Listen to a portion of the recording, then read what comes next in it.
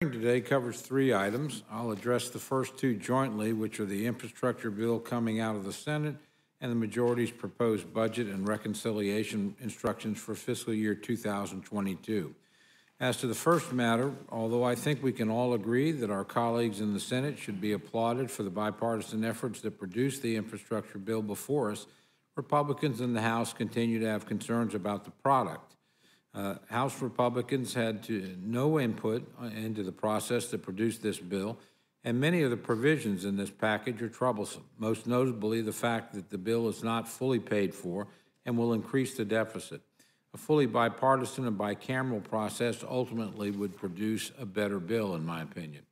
Furthermore, I'm greatly disappointed that the House majority has chosen to link the infrastructure bill to a wildly unnecessary, profligate, and wasteful Democratic-only budget resolution. The proposed budget for fiscal year 2022 that the majority is presenting today isn't really a budget at all.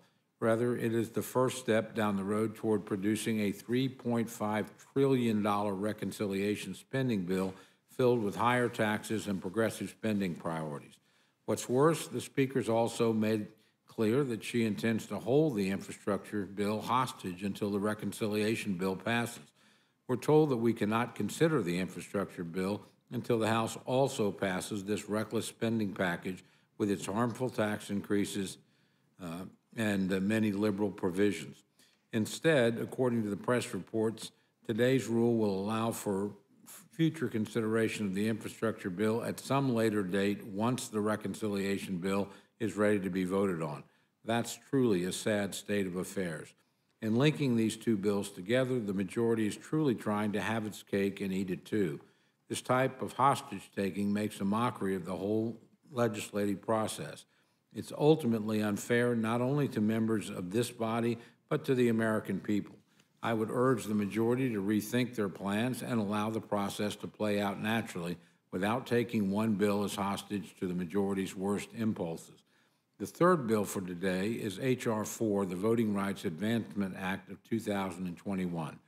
The right to vote is one of the most fundamental rights that we have as citizens of our great republic.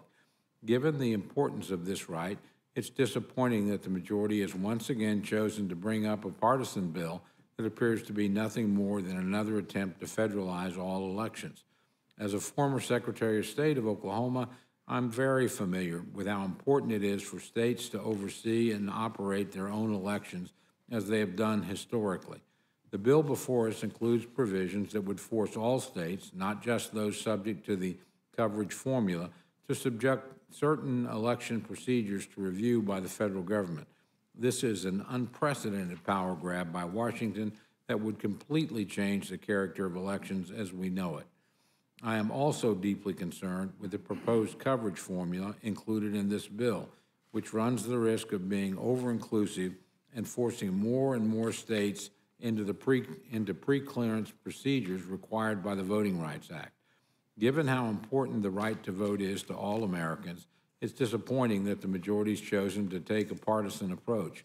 I believe that a bipartisan bill to reform the Voting Rights Act and to address the Supreme Court's decision in Shelby versus Holder would pass with an overwhelming bipartisan majority.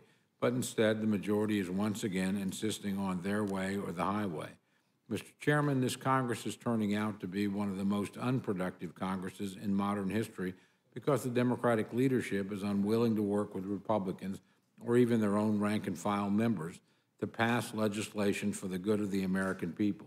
The Speaker's heavy hand over the legislative process has shut down all ideas, Democrat and Republican alike, except the ones that she deems worthy of consideration. Mr. Speaker, members have had enough, which is why I think you're in the position you're in today. You have heard me say many times that the majority needs to decide if they are here to make political points or here to make law. I fear with today's hearing, the majority is once again showing where their priorities are. With that, Mr. Chairman, I yield back. Thank you very much, and I appreciate it.